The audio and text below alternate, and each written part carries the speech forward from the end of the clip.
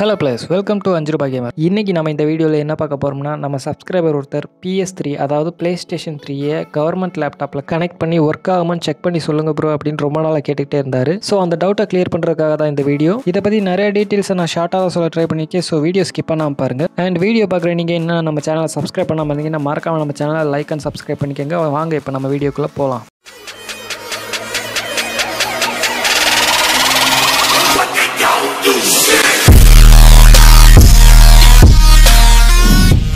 Okay, இந்த எக்ஸ்பெரிமெண்ட்டை நம்ம பண்ணி பார்க்குறதுக்கு இப்போ நம்மகிட்ட ஒரு கவர்மெண்ட் லேப்டாப் அண்ட் ஒரு ப்ளே ஸ்டேஷன் 3 இருக்குது.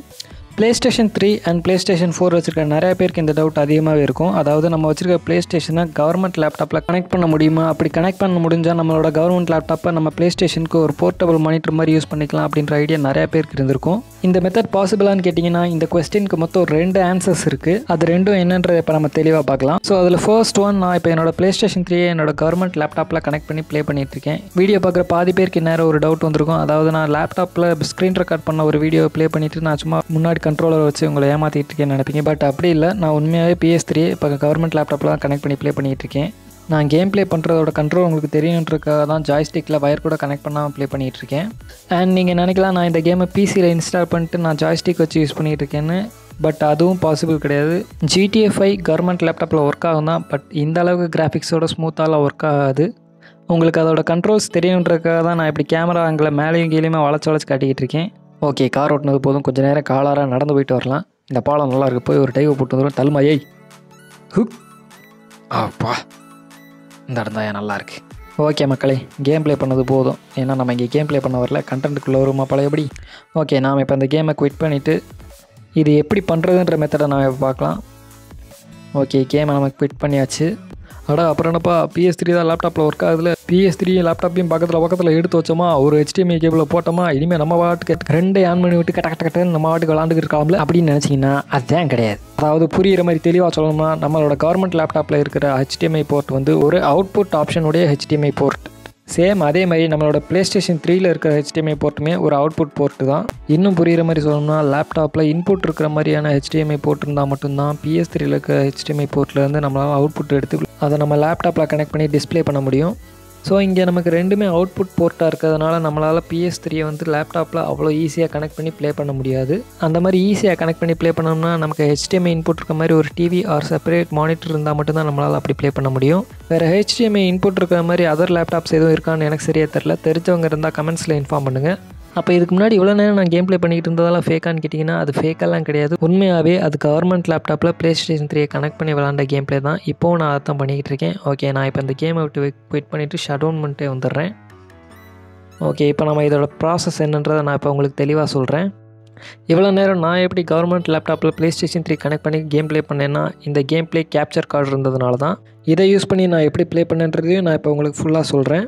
ஃபர்ஸ்ட் அதுக்கு நமக்கு தேவையான பொருள் PS3 கவர்மெண்ட் லேப்டாப், ஒரு கேம் கேப்சர் கார்டு, அப்புறம் ஒரு HDMI ஸ்ப்ளிட்டர். அண்ட் இதோடு சேர்த்து நமக்கு 2 HDMI கேபிள்ஸும் தேவைப்படும்.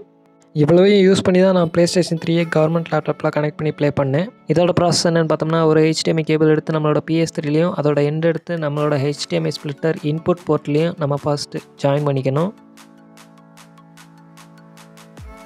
ஓகே, நாம் இப்போ PS3யோட அவுட்புட் எடுத்து HDMI ஸ்ப்ளிட்டரோட இன்புட்டில் நம்ம ஜாயின் பண்ணியிருக்கோம். அண்ட் இன்னொரு HDMI கேபிள் எடுத்து அதை நம்ம HDMI ஸ்ப்ளிட்டரோட அவுட்புட்டில் ஒரு ஜாயிண்ட்டையும் அதோட எண்ட் எடுத்து நம்மளோட கேம் ப்ளே கேப்சர் கார்டில் இருக்கிற இன்புட்லேயும் நாம் இப்போ ஜாயின் பண்ணிக்கிறோம். அப்புறம் இது கூட சேர்த்து இந்த splitter and game play capture card ரெண்டுக்குமே பவர் கேபிள்ஸ் வரும். அதை நம்ம லேப்டாப்போட USB போர்ட்லேயே கனெக்ட் பண்ணிக்கலாம்.